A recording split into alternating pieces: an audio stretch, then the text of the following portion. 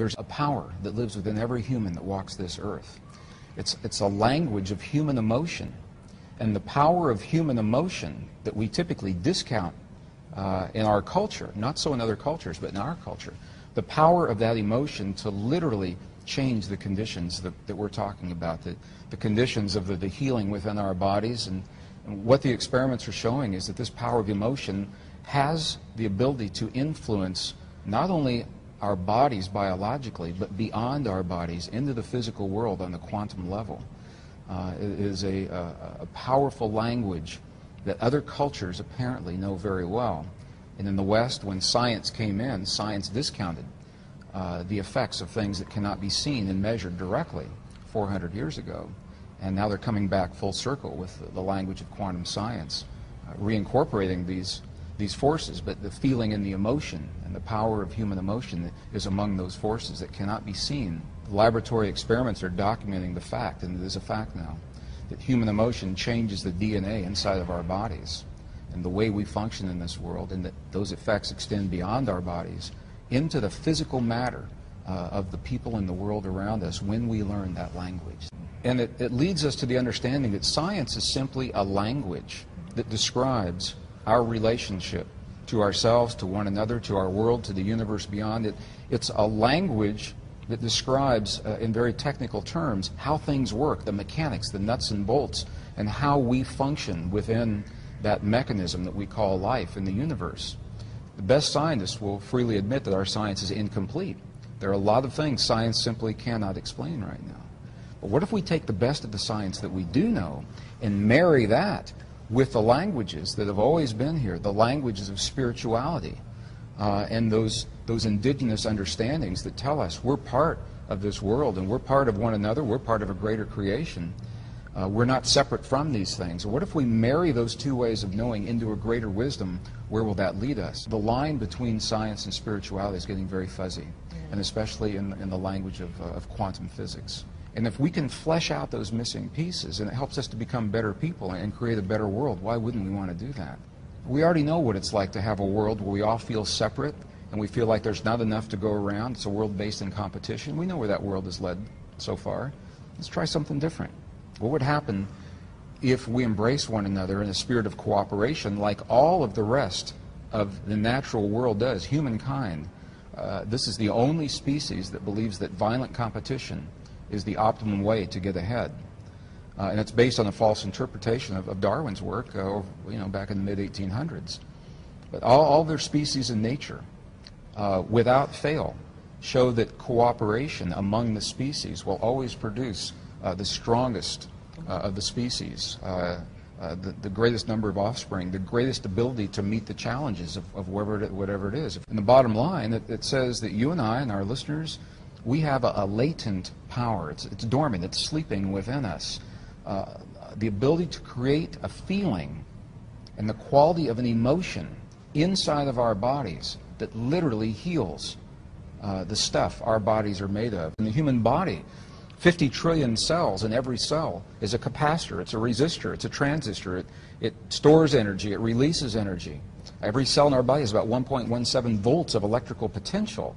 So you stop and think that 50 trillion cells, and do the math, 50 trillion times 1.17 volts, and all of a sudden you realize that we have the potential of being very, very powerful beings. And the question is, how do we focus that? The Western scientists now acknowledge the fact, and it is a fact, that we are bathed in a field of intelligent energy. It's everywhere all the time. It's not out there. It's inside of me. It's inside of you. We connect with it. The language of human emotion and thought and feeling and belief, those kinds of words describe the language that allows us to communicate with this field. And when we can access this field, this is where the miraculous healings in the human body come from, and tremendously enhanced immune systems.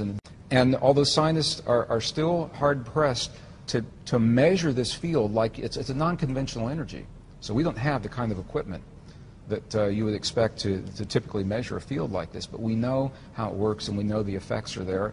Other cultures have known it for 5,000 years, so it's marrying the best science of our time with that ancient wisdom. Not only are we not told that we're powerful, we have been led and conditioned in our culture and in our families and our society to believe that we are not powerful, and that power lies somewhere else, that it lies with a church, or it lies with an organization, or it lies with a doctor, or it lies with a scientist, or someone who has knowledge and power that we do not have. And so when we find ourselves faced with situations in our lives that push us to the very edge of who we believe we are, we believe that we have to go to someone else. So it's about personal responsibility, personal power, and recognizing that we are part of rather than separate from our world. And it's not about controlling or manipulating or imposing our will. It's about us participating and cooperating as a living organism that we call humankind to shape the destiny of our future. And that's why I'm so excited, because every person is a key element. The key, Robin, is unresolved frustration, unresolved anger.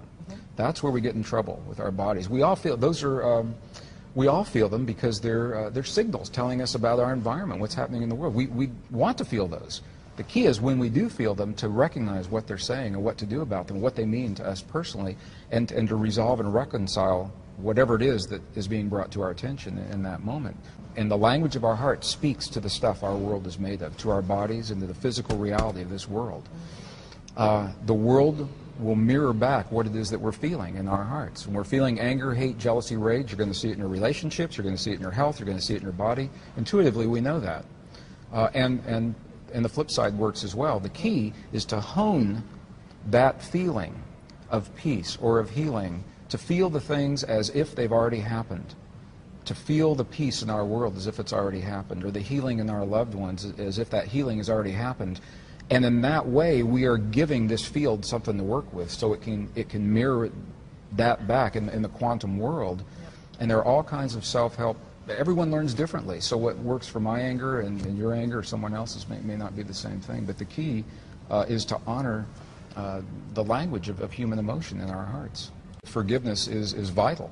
It's necessary for us to move forward in our lives. We'll all have experiences where we feel betrayed or hurt, where we feel that something has been taken from us by those who had power over us, either physically, emotionally, materially, something like that. We'll all have those experiences.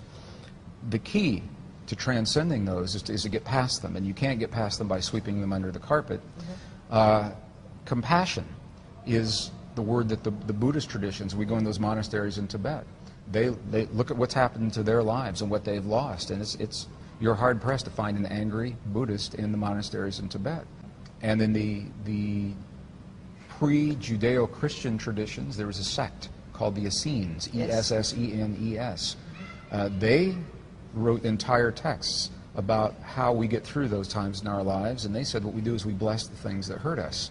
When we bless the things that hurt us, we're actually acknowledging, you're bringing that forward, you're saying, yes, it happened, and then that allows them to work through that energy and to transcend the energy. When you bless something long enough, it's just something that everyone has to experience on their own. It actually changes chemically what happens in our bodies. And when we understand that the world around us, and this is the language of quantum physics, when the world around us, we understand it's nothing more and nothing less than a mirror of what we have become from within. Our anger, our hate, our rage, our jealousy, as individuals, is mirrored around us, and collectively, our love, our compassion, our forgiveness, our understanding. So I think this is the generation that gets to learn that new way of being and embrace. And I acknowledge, as a scientist, this is a very different way of thinking about the world. It's very different from what I was taught and trained and conditioned on the one hand. On the other hand, it's what the science is showing, and the evidence. We can talk about the experiments, and the evidence is out there showing that the emotions that we hold in here become the physical reality in the world around. They literally turn the atoms off and on of the stuff that our world and our bodies are made of. And that is a huge statement to make, and it's a very, very empowering way to look at the world. When we choose peace and healing and love and compassion and forgiveness and understanding and tolerance in our hearts, we know that changes the chemistry in our bodies, and we're healthier. That's a fact. We also know that those changes extend to the world around us, into our communities and families, in ways that can be measured, and that's a fact. And with those two facts, I think that we can move on in this 21st century and not let The frightening conditions of the world disempower us. We can look at that world square in the eye and say, yes, these things have happened, but there's a power within us, and maybe we'll outgrow the need for war.